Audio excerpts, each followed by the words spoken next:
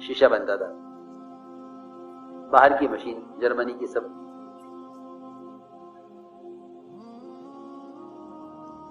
तो नमाज पढ़ी, नमाज के बाद मुझे दिखाने लगे कि ये एक मशीन है, इससे इतने करोड़ की आमदनी है, इससे इतने करोड़ की आमदनी है।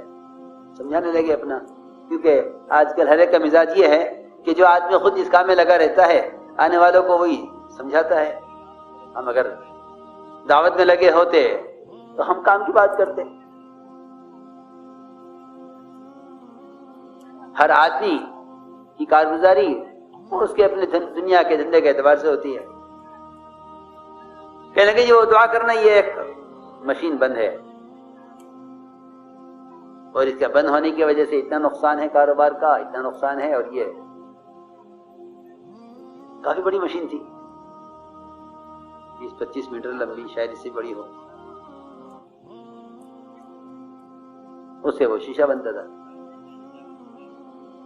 तो मैंने कहा क्यों बंद है? तो कहा जी मैं बतलाता हूं आपको। वो गए और एक छोटा सा पुर्जा हाथ में लेकर आए। कहने लगे जी ये एक पुर्जा है जो जर्मनी से आना है और इस एक पुर्जे की वजह से ये मशीन बन है। उसकी मशीन तो मेरे क्या समझ में आती, मुझे उसकी बात से दीन समझ में आया। मैंने कहा ये इसका कारखाना बंद है इस एक पुर्जे की वजह से। और मुसलमान जुज़वी दीन पर चलकर समझता है कि मैंने काम पूरा कर दिया है और इस पर अल्लाह ताला की तरफ से जितने वादे पूरे होने चाहिए।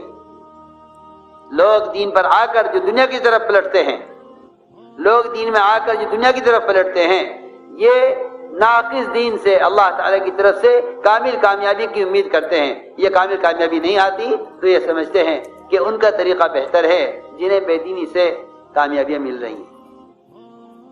ये है जिसको अल्लाह ने कुरान में कहा है, ये है जिन्हें अल्लाह ने कुरान में ये कहा है, वमिनन नासि मन यअबुदुल्लाह अला हर्फ फइन असाबहु खैरुन इत्मअन्ना बिही वइन असाबहु फितनतुन अला क़ल्बिही इनक़लब अला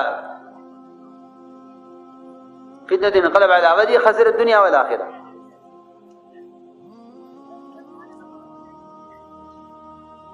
इनक़लब अला वजहिही, ये वो हैं कि जो कुफ्र और इस्लाम के बॉर्डर पर चलते हैं, दरमियान दरमियान में। अल्लाह मुझे माफ फरमाए, इस जमाने में इस्लामी शायर और सुन्नतें सर से लेकर पैर तक, इन सुन्नतों के बारे में एक गलत बातिल ख्याल ये पैदा हुआ है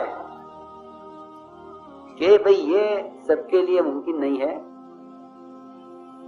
लिहाजा एक तो अल्लाह वाले औलिया अल्लाह हो जिन्हें दूसरे देख के मालूम हो कि हाँ भाई ये कोई बुजुर्ग है। अभी भी लोग इस धोखे में हैं कि सर से लेकर पैर तक, यहां तक कि जो सबसे बुनियादी सुन्नत है दाढ़ी, इसको भी लोग ये समझते हैं कि दाढ़ी ये तो अल्लाह वालों की और उलमा की पहचान के लिए है।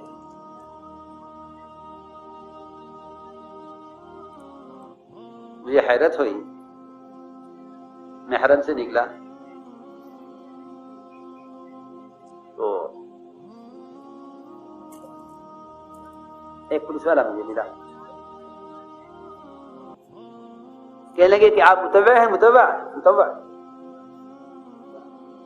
आप मुतव्वा? समझ गया कि आप आलिम हैं। ये क्यों? मैंने तो कोई बात नहीं की तुमसे इस बारे में, तुमने कैसे पहचाना है मैं आलिम? कहने लगा नहीं, मैं दाढ़ी की वजह से कह रहा था कि शायद आपको कोई बड़े आलिम है। हाँ, तो मैंने कहा नहीं, मैंने उससे कहा, पुलिस वाले से, मैंने कहा कि नहीं, दाढ़ी आलिम की पहचान नहीं है, मुसलमान की पहचान है।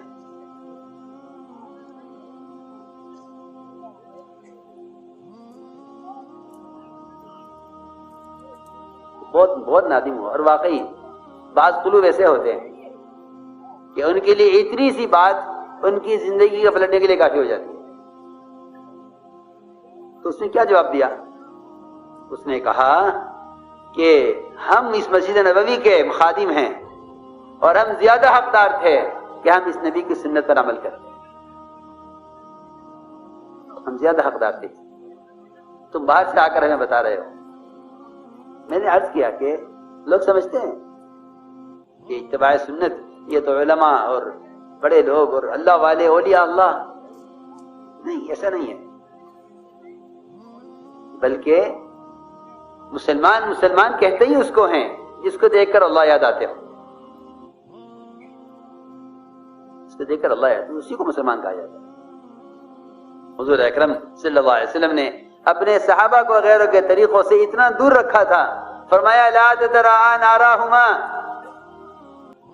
کہ تم غیروں کے طریقوں سے اتنا دور رہنا کہ ایک دوسرے کی آگ نظر نہ آئے. حالانکہ آپ جانتے ہیں کہ آگ بہت دور سے چمک جاتی ہے. تو سورج جو چمک رہا ہے کروڑوں میل سے، یہ اپنی تپش کی وجہ سے، اپنی آگ کی وجہ سے آگ دور سے نظر آتی ہے. آپ نے غیروں کے طریقوں سے دوری کی مثال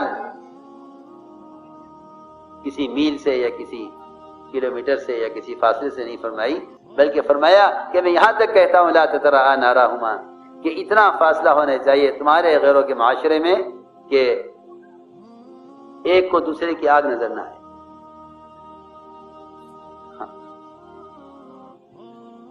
تو میں نے عرض کیا کہ لوگوں نے ایک درمیانی راستہ بنایا ہے، ایک درمیانی راستہ بنایا کہ یہ ہمارا درمیانی راستہ ہے، نہ کفر میں اور نہ پورے اتباع سنت میں، لیکن ایک درمیان کا راستہ. یہ درمیان کا راستہ منافقین کا تھا. یہ درمیان کا راستہ کس کا تھا؟ جی ہاں، یہ درمیان کا راستہ منافقین. قرآن نے منافقین کی جو پہچان کی ہے وہ اسی سے کی.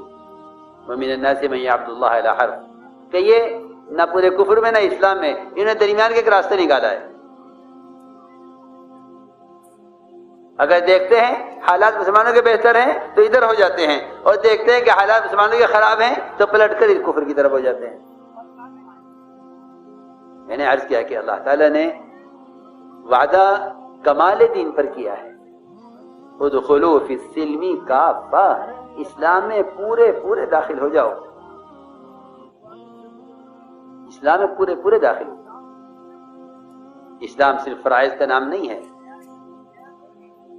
بلکہ عبادت ہے، اور عبادت دین کے تمام شعبوں کا احاطہ کیے ہوئے ہے. عبادت صرف نماز پڑھنے کو نہیں کہتے، بلکہ امام غزالی نے جو عبادت گنوائی ہیں وہ 10 چیزیں گنوائی ہیں عبادت، جس میں دعوت بھی ہے، تجارت بھی ہے، سنتوں کا اہتمام بھی ہے، پڑوسی کے حقوق بھی ہیں، اور اسلام کے فرائض بھی ہیں. یہاں اس سب کو 10 چیزوں کو عبادت فرمایا ہے.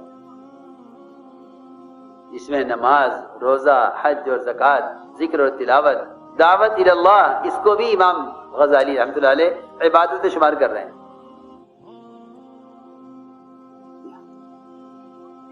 اور تجارت اور اتباع سنت اور پڑوسیوں کا حقوق، یہ اس سب کو شامل ہے عبادت. ہم نے عرض کیا کہ یہ کمال عبادت کیسے ہوگا؟ یہ کمال عبادت کمال ایمان سے ہوگا. اس لیے حضور اکرم صلی اللہ علیہ وسلم نے سب سے پہلی چیز جو صحابہ کو سکھلائی وہ ایمان سکھلایا تھا. سب سے پہلے ایمان سکھلایا گیا، اور ایمان کے سکھلانے میں جو اصل بنیادی چیز ہے جس کی وجہ سے مسلمان